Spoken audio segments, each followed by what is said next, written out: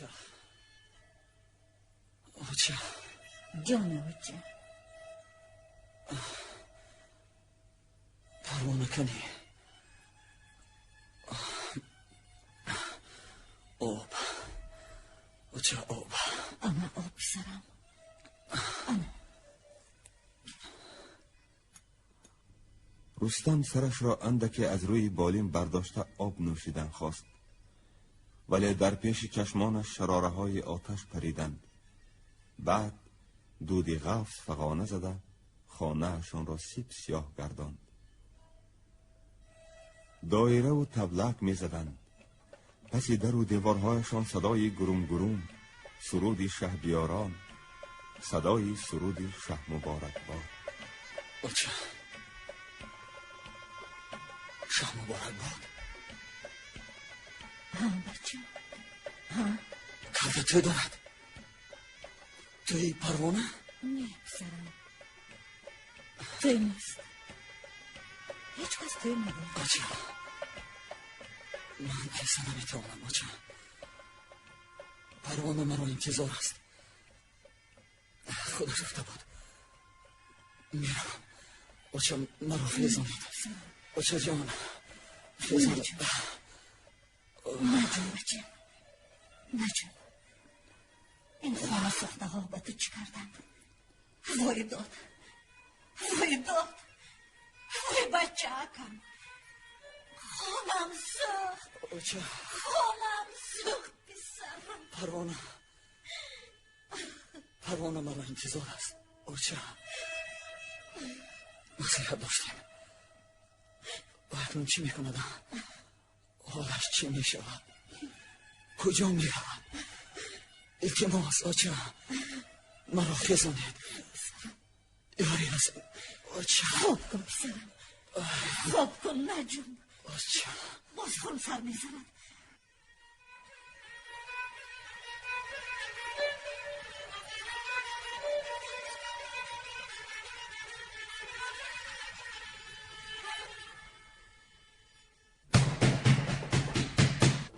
اوچا جان اوچا چه؟ میشنوید؟ اوچا پسرم میشونم. اوچا چی به دروازه من رو میزنند؟ نمیدونم پسرم نمیدونم. اوچا یه بانده هست. تو نترس باز مسئله من تو نترس پسرم نترس. نباشد. نه نترس پسرم. در خانه با شست گشاده شد. روی حولی لبالبی آدم بود. آدمان در دست شاخه، عصا، کلتق، مشعلهای فروزان داشتند. و خیال رستم که خواب می‌بیند. کلته منصور و سلیم دراز در خانه پیش او می ایستادند. امکی نصرت الله هم. گفتم که رئیس وای اینجا نیست. اینجا نیامده کجا میرود؟ با تک زمین وای در همینجا. همینجا باشد کافته یابید. تو مای سفید با من ستیزه داری؟ دلت پربری نه؟ کنی سرت رو پس کن ریشت را یک تکن بدی. استغفر الله گوید رئیس. از سر جهل گردید. این پرسک با همین ها نزدیک با عبدالسلام همراه میگشت. کارش با وای پیچیر بود. سزایم همین مای سفید گفته باور کردم. صدقی مای سفید شیطان. چای رستم پروانه کنی؟ ندونم. وای را کجا کردی؟ گوی کنی جایش را نشان ده. نباشد خودت و پسرت رو کشته میپرتایم. فهمیدی؟ کنی گوی؟ آخر ما از کجا دانیم که پروانه کنی؟ ما با شما پروانه بانیم. وای سوزن نباشد که پنهان کنیم. اگر در خانه ما باشد مرحمت تابت یابت مرحمت. آچای رستم راست میگوید. هیچ خیل راست میگوید. پروانه خانه آنها نآمده است. بیهوده بیچاره ها را تشویش دادیم. حالی بچهش وزنین رحم نکردید ولی ماتری بوشید. سلیم میشنوی این پرخر چی میگوید؟ دشمنی من و تو انا همین بوده است ما بیخبر. کنی وای رو یک خار مال کن دیگر کارش رو پگاه خودم حل میکنم.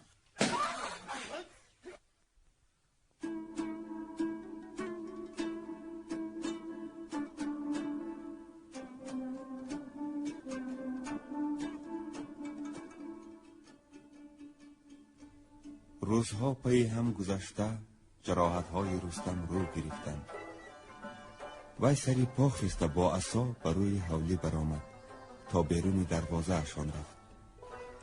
چشم بر راه و راهروها، سبزه‌ها، آب جوی باران راه می‌رفت.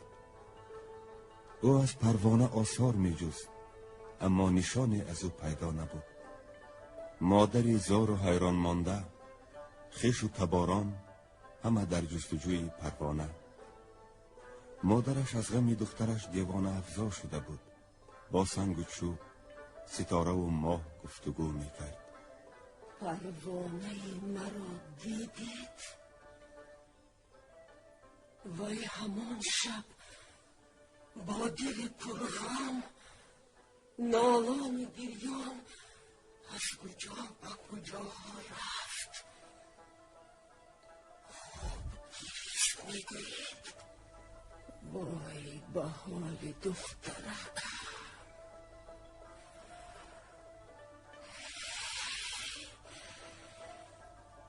ای ستاره ها به لب دریا آمد میگوید پروانه مرا خودش را با آغوش موجها فکند. خودم را میکشم گفت. این گپی وی را با هر دو گوشم شنیده بودم، لیکن باور نکردم. گفتم که بیهوده نگوی، یک بیدلها زن و شوید نقش شدند که از زنده بودن یا مردن پروانه مادر خبری یافته نتوانست. از سوزش دل او در گوریستان دیهه به نام گوری دخترش را بنیاد گذاشت. بود و شدی روزگار چیز و چارهش را صرف کرده سنگ مرمر آورد. رستم هم روز چند بار سری گوری رمزی پروانه می آمد. آنجا با مادری پروانه روبرو می شد. رستم جان، تو پروانه را دوست می داشتی؟ ها خاله جان.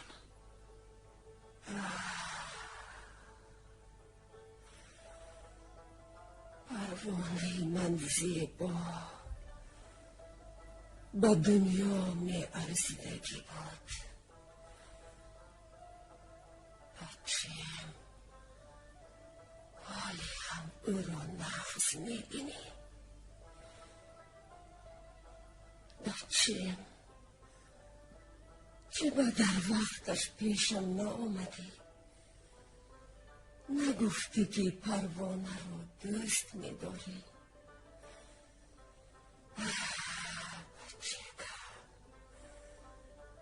تو وی را نقص می بینی. اگر نقص نمی دیدی سوی گرش نمی آمدی، خاله جان. نمی گریستی.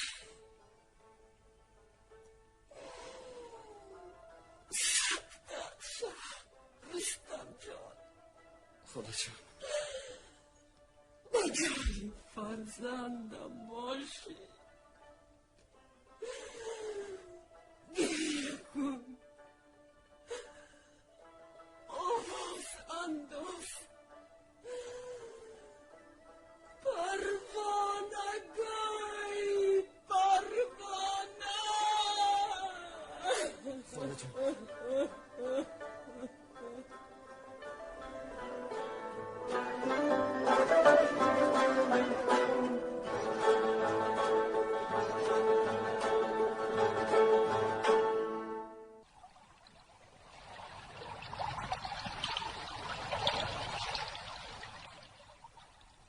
چند نفر مویسفیدان تکیه به کنده چنار داده می نشستند.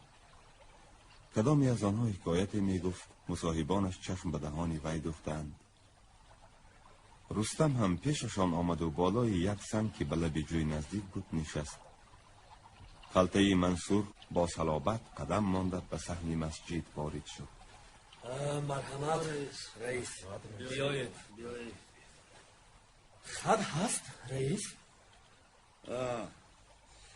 خط است. خط مرگ. خط سیاه؟ از کی؟ از یک جوره خودم.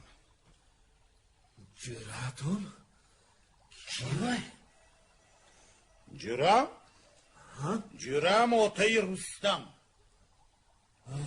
بیچاره عبدالسلام نخواد نابود شده است. عجب با آدمی ناز بود. مرد بود. رستم خط مرگ پدرش را که کلته منصور با غضب به نزدش هوا داده بود داشته نتوانست. دلش گم زد. دست و پنجه هایش شخ شدند. یک نیمه افتاد. بالای خط شوم افتاد. سری دردمندش ضرب یافت. همه از جایهایشان پریده خیستند. به سری او آمدند. از زمین برداشتند. از جوی بر رویش پنجه پنجه آب زدند. امکی نصرت الله هم آنجا بود. مرد باش بچم، مرد باش. هیچ کس با پدرش یک کلمه نزسته است. ما هم پدر داشتیم، مردند، از دنیا گذشتند. این دنیا بچم از ریز ازل همین گریه نکن رستم، گریه نکن. پدر به من دادر بود، جانم بود عبدالسلام.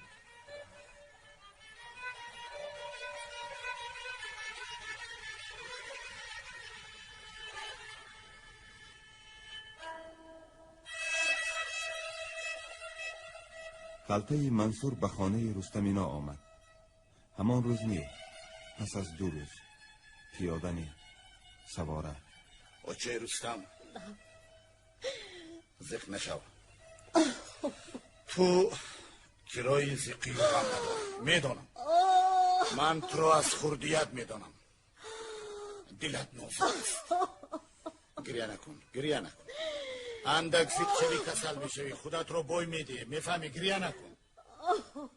عبدالسلام را نصیبش شده است. امروز ها در جنگ یک آدم های میمورند که وی بناخونی پای آنها برابر نمیشود. با این گپ خود کلته منصور به دل رستم علاو انداخت.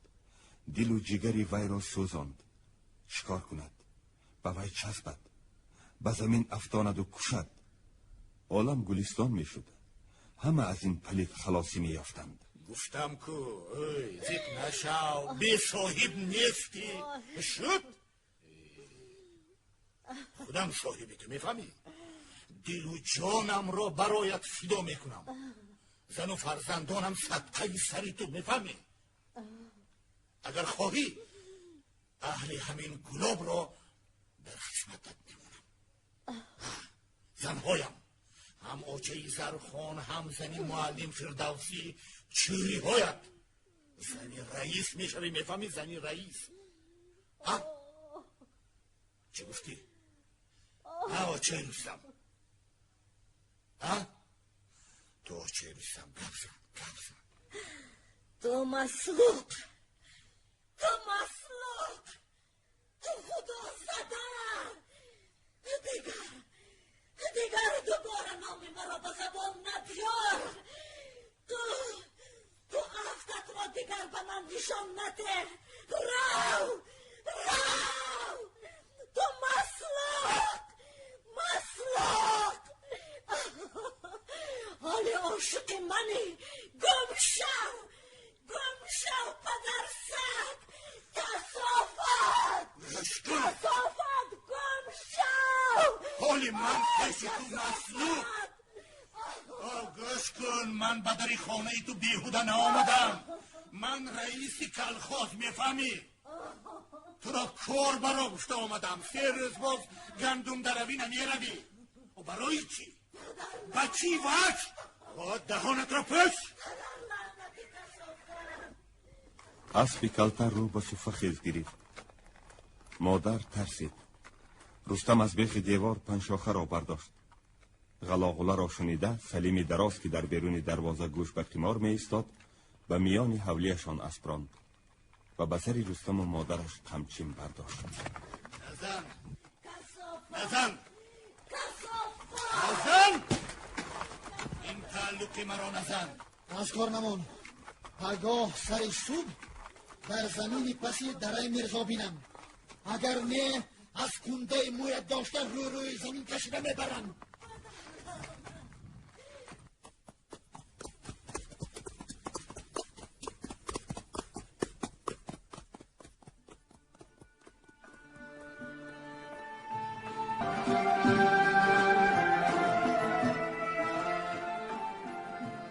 مادر از درو خیلی بر وقت، هنوز آفتاب در میان آسمان بود که برگشت.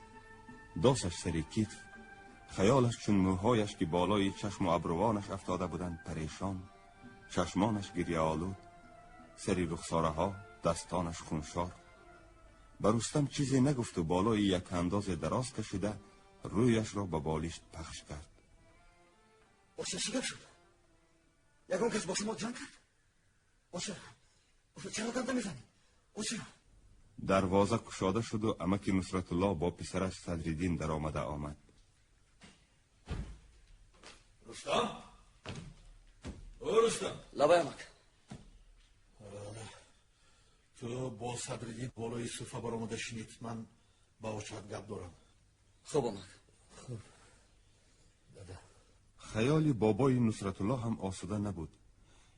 یا به او یا به مادرش واقعی روی داده است. عمک نصرت الله به خانه در آمد. میدانی رستم، پدرم برای چی به خانه شما آمدن؟ نه؟ روی آچت خراشیدگی بود.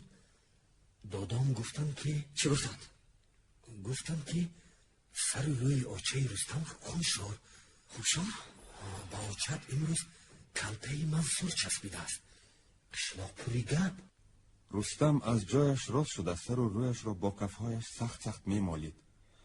گلاب در نظرش تاریک می تافت. عمک نصرت الله از خانه بیرون آمد. عمک لبه؟ راست است. چی باشم؟ فهمیدم عمک. پنهان نکنید. کی گفت؟ تو گفتی صدرالدین پدر لعنت؟ در هیچ جا گپ نه. تو دایره زنی میکنی. تو این گپ ها همه دروغ، تهمت. باور نکنی از مادرت پرس. دروغ نی عمک.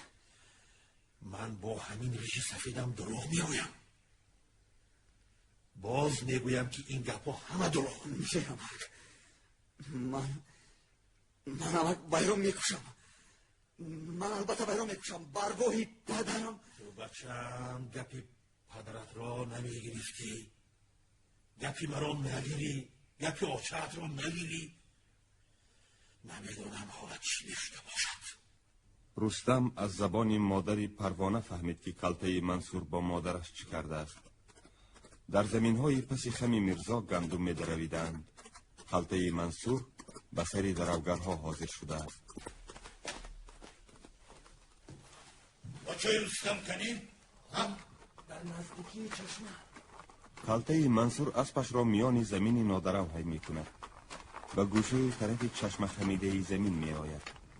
آنجا چند زن درو می‌کردند. با چه رستم؟ با چه رستم؟ با چه رستم؟ تو در آمدی میفهمی؟ این طرف بیا. بیا به دره لایاب زن.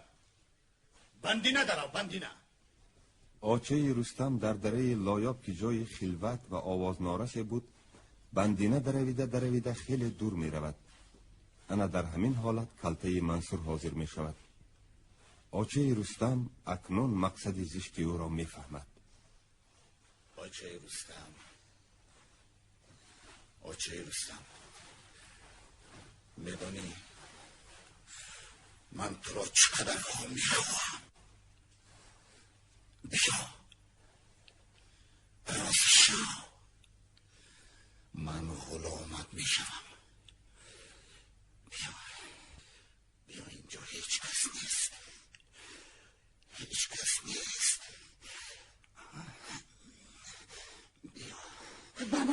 بیا جانم. از تو درخت چسبا چسب پر می شود.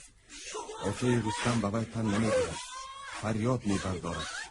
بابای نصرت الله که از نیتی بد رئیس خبر داشت رسیده می آید. بیچاره ها چطور میکنه؟ یا گمان میکنه که در بالای شما حکومت نیست؟ شما چطور میزده؟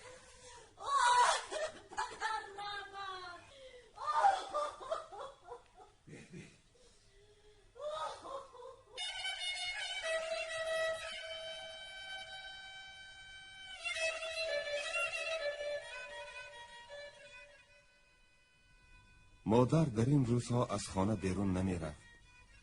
در را برویش بسته می خوابید. اما حالا او از پیش ایوان فرامده پیش رستم می آمد. رستم سرش را به کورپه پیچانده خود را به خواب زد. نسبت به مادر سرد بود دلش. در بیرون در روی صفه می خوابید. رستم بچم با من گوش کن. خیز خانه درو. نمیرم، اجا نمیرم. مقوله نکن پسرم. رستم جان خیز، زود خیز. چرا؟ همینجا با من نقل. غم خودم بس نیست که تو هم مرا عذاب میدی. من شما کردار نیستم. کردار نبودنت همین که خودت را خورده گشته ای. مایلت مرا بد بین، تو هم فکر بد کن. من گناهکار. من شما را گناهکار نگفتم باشه. من او را میکشم. سرم من خودم را نابود میکنم یا از شوق برآمده میروم. راه دیگر نیست. نامم بد شد. خیالم که یکان آدم قشلاق را نبینم رویم دود میکند. مردن میخواهم. بچه عیب شما نیست. رستم جان، تو بچه من باشی. خیز همین حاضر همین شب از گلاب می رویم. دیگر یاد گلاب نمی کنیم. آبش به من حرام شد. می رویم جون آچه رستم جان. کجا می رویم آچه؟ این که نگوید. تگه آسمان گشاد پسرم. یگان جا یافت می شدگیست.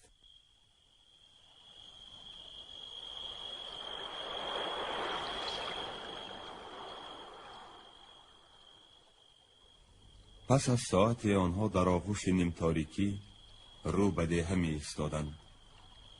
شمال سرد لب روی مال مادر را به پیش رویش می زد. نامی بد به دوشش بار، دست به دعا برداشت. خدایا راهی رفتنم شود و به گناه برگشتنم نه. دور از اینجا در مسافری ها خاک شود. روی گلاب را نبینم.